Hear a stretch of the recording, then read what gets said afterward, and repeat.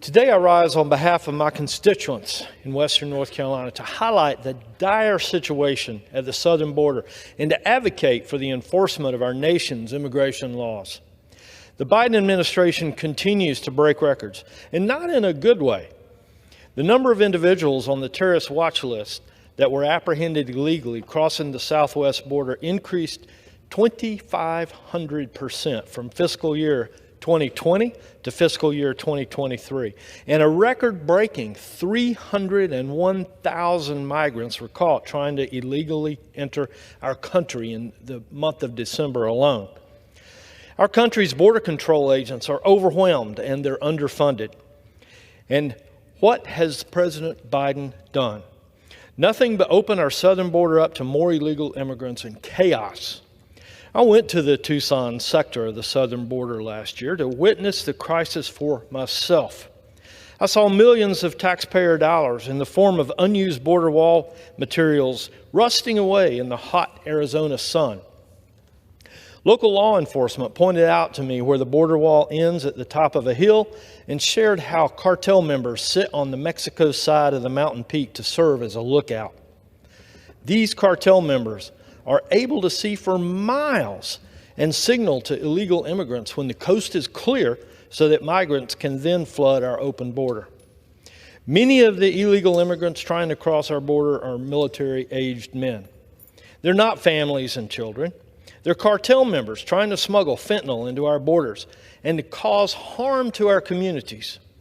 Local law enforcement shared how difficult it's been to step up when executives in the federal government refuse to prioritize our national security. I sympathize with Cochise County law enforcement, and I think every law enforcement officer across this country can sympathize too. Sheriffs across this country have told me that they've asked to meet with Joe Biden to tell him firsthand of the problems that they're having. And their requests, for some reason, have not been granted. Why will the president not meet with them? Is he afraid of the truth? Since 2021, America has seen an unprecedented surge at our southern border. Customs and Border Patrol reports over 7.6 million encounters. And the Secretary of Homeland Security has affirmed more than 85% of the migrants caught illegally crossing our southern border are ultimately released back into the country. That's nearly 6.5 million migrants released into the interior of the United States by the Department of Homeland Security since January 2021.